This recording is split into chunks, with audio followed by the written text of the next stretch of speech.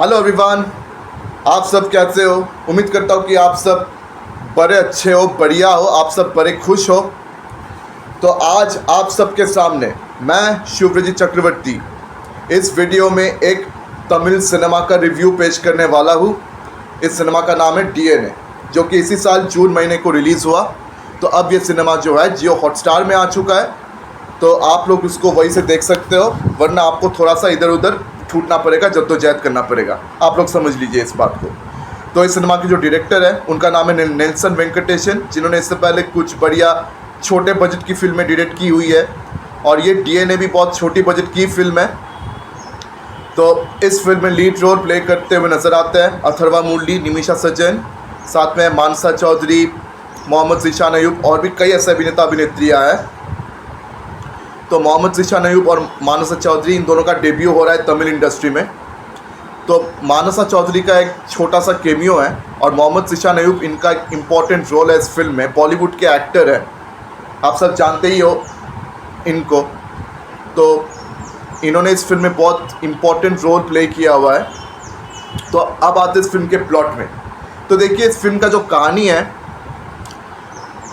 वो child kidnapping को लेकर है, चाइल्ड ट्रैफिकिंग को लेकर है। तो देखिए, चाइल्ड किडनैपिंग, चाइल्ड ट्रैफिकिंग को लेकर बहुत सारी फिल्में इससे पहले बनी है, लेकिन बहुत कम ही ऐसी फिल्में हैं जो ऐसे हार्ड हिटिंग और ऐसा ग्रिटी साबित हुआ, और ऐसे बहुत कम ही फिल्म है जो बहुत बढ़िया साबित हुआ है। तो ये फिल्म जो है बहुत ही हार्ड हिटिंग, बहुत ही ग्रिटी फिल्म है, और बहुत बढ़िया थ्रिलर भी है साथ में। आप खुद ही सोचिए, एक माँ जिसने अभी अभी अपने बच्चे को जन्म दिया, जन्म देने के तुरंत बाद जब उसका बच्चा किडनैप हो जाता है, कहीं गायब हो जाता है, तब उस माँ बाप के दिल में क्या गुजरता है कि इतना खुशी खुशी वो हॉस्पिटल गए थे, बच्चे का जन्म हुआ, बच्चे के जन्म होने के तुरंत बाद माँ ने उस बच्चे को अपने सीने से लगाया, फिर उसके परिवार वालों ने भी बच्चे को देखा, लेकिन उसके तुरंत बाद ये बच्चा अचानक बदल जाता है। मतलब सिर्फ गायब ही नहीं होता, बच्चा बदल जाता है। मतलब जो बच्चा उस माँ को हुआ था, उस बच्चे के बदले कोई और बच्चा उस माँ के गोद में डाला जाता है। मतलब ऐसा केस जब होता है किसी के साथ, तो क्या गुजरता होगा उसके दिल में। इस चीज़ को बहुत बढ़िया तरीके से यहाँ दिखाया गया है। या चाइल्ड किडनैपिंग का जो पूरा मामला है उसको भी बहुत बढ़िया तरीके से यहाँ दिखाया गया है। बहुत ही ग्रिटी और हार्ड हिटिंग तरीके से इस फिल्म को पेश किया गया, और हाँ, ये फिल्म एक बहुत अच्छा थ्रिलर भी साबित होता है। तो अब इस कहानी को मतलब थोड़ा बताते हैं विदाउट एनी स्पॉइलर।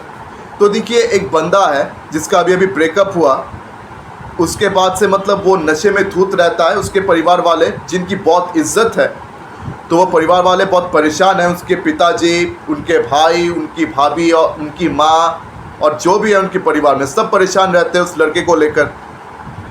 और दूसरी तरफ एक लड़की है जिसका नाम है दिव्या। उसको एक बीमारी है, बॉर्डरलाइन पर्सनैलिटी डिसऑर्डर। तो उसकी इस बीमारी के चलते क्या हुआ कि जो भी लड़के उस लड़की को देखने आते हैं शादी के लिए, वो सारे लड़के उसको रिजेक्ट कर डालते हैं। उसकी शादी सालों से हो नहीं रही है। उसके माँ बाप बहुत ज़ोरों से कोशिश कर रहे हैं उसकी शादी कराने की, पर कोई फ़ायदा नहीं हो रहा है। तो अचानक उस लड़के के लिए दिव्या का रिश्ता आ ही जाता है, और उस लड़के के पिताजी वो एकदम राज़ी हो जाते हैं। मतलब लड़के से पूछा तक नहीं, ज़बरदस्ती अपने लड़के की शादी करा ही दिया, क्योंकि उसका लड़का जिस तरह नशे में धूत रहता है, उसकी शादी करा के उसकी ज़िंदगी सुधारने के लिए उनके पिताजी ने यह फैसला जबरन ले लिया। लेकिन उनकी शादी होने के बाद से उन दोनों की ज़िंदगी बदल गई, दोनों एक दूसरे के साथ बहुत खुश रहने लगे।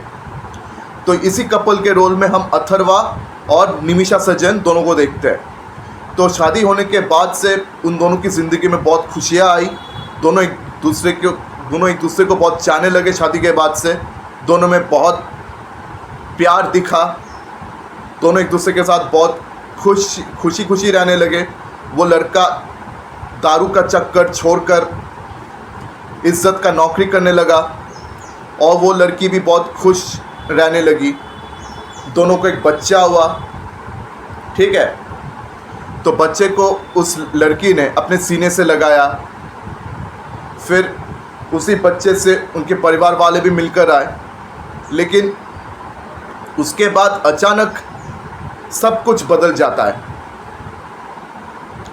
तो जब वो बच्चा उस लड़की के हाथों में दिया जाता है तो वो लड़की इस बच्चे को देखकर कहने लगती है कि ये मेरा बच्चा नहीं है, ये उसका बच्चा नहीं है।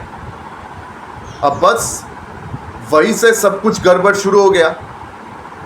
बच्चा अभी अभी पैदा हुआ है और जब बच्चा उसके हाथों में दिया जाता है तो वो लड़की कहती कि नहीं, ये उसके बच्चा है ही नहीं, ये किसी और का बच्चा है।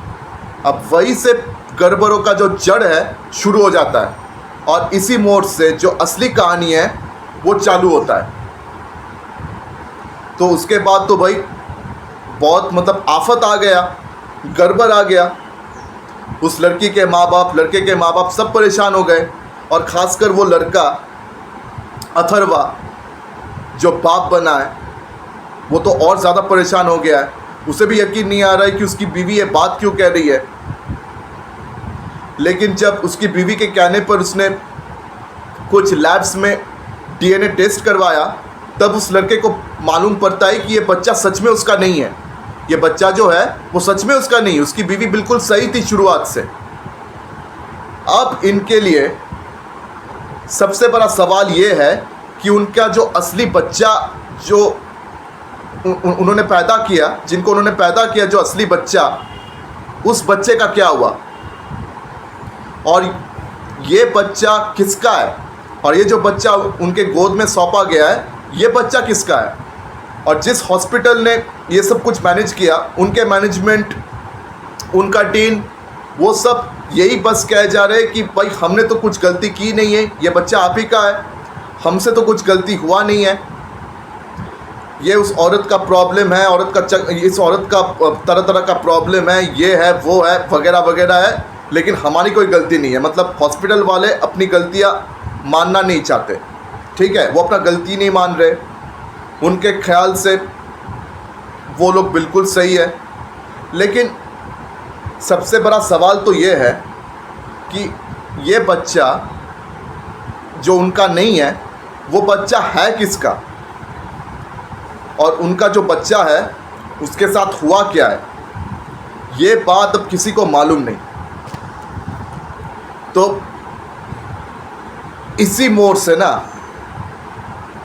पूरा जो कहानी है वो पूरी तरह बदल जाता है और उनकी ज़िंदगी भी, क्योंकि उसके बाद से ये अथर्वा जो है अपने असली बच्चे की खोज में इधर उधर हाथ पैर मारता रहता है, पुलिस की मदद लेता है और भी कई लोगों की वो मदद लेता है। उसके बाद क्या क्या निकल आता है और क्या नहीं निकल आता, अगर आपको ये सब जानना है तो आपको ये फिल्म देखनी पड़ेगी। अगर आपको ये बात भी जानना है कि उनको उनका असली बच्चा मिलेगा कि नहीं, तो ये सब जानने के लिए आपको फिल्म देखनी पड़ेगी। तो देखिए, ये जो चाइल्ड किडनैपिंग का ये जो बिज़नेस है, ठीक है, ये जो क्राइम बिज़नेस है, इसको बहुत अच्छी तरीके से दिखाया गया है, बहुत ही डिटेल से, बहुत बारीकी से दिखाया गया है।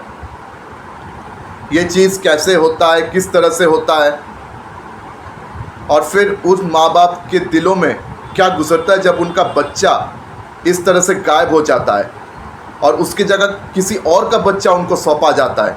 ये जानने के बाद उस माँ बाप को मतलब क्या तकलीफ़ें होती है कि इन्होंने बहुत बढ़िया सपना देखा था अपने बच्चे के साथ कि उनके साथ एक सुखी परिवार होगा, उनका बड़े खुशहाल ज़िंदगी जिएंगे, लेकिन एक पल में उनकी सारी खुशियाँ चुटकी में गायब हो जाता है।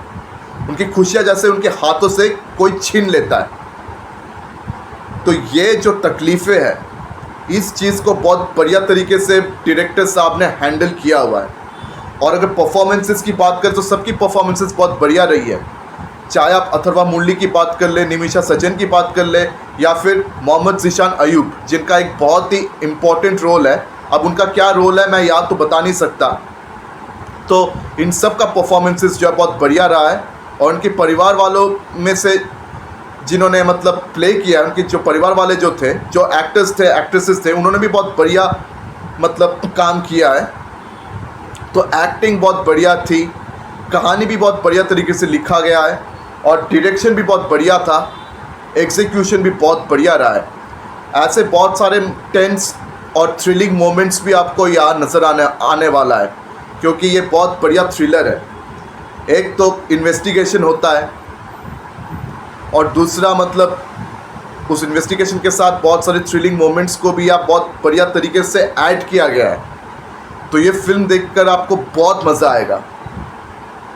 तो ये फिल्म देखकर आप कभी भी बोर महसूस नहीं करेंगे, आपको ये फिल्म देखकर बहुत बढ़िया लगेगा, बहुत मतलब एंगेज रहेंगे आप। ये फिल्म बहुत ज़्यादा एंगेजिंग है, तो ये फिल्म आपको कहीं भी बोर करेगा नहीं, आपको पूरी तरह से एंगेज रखेगा। आखिरी मिनट तक, आखिर वक्त तक, आखिर पल तक आप इस फिल्म को देखते रह जाएंगे और मैं उम्मीद करता हूँ कि आप सबको ये फिल्म बहुत बढ़िया लगेगी। तो मुझे तो ये फिल्म बहुत बढ़िया लगी है, तो मैं आप सबको अभी इसी वक्त सजेस्ट करता हूँ कि आप लोग ये फिल्म ज़रूर देखिए। आप लोगों में से जिन्होंने इस फिल्म को ऑलरेडी देख लिया है मुझे कमेंट सेक्शन में ज़रूर बताएं। तो मैं अपनी वीडियो को यही स्थगित करता हूँ। अगर मेरी वीडियो आप सबको पसंद आई हो तो मेरी वीडियो को लाइक करें, ज़्यादा से ज़्यादा मेरी वीडियो को शेयर करें और हाँ, मेरे चैनल को सब्सक्राइब करना बिल्कुल भी मत भूलिएगा। तो आज मैं आप सबसे विदा लेता हूँ, आपसे फिर मुलाकात होगी अगले वीडियो में। तब तक के लिए नमस्कार।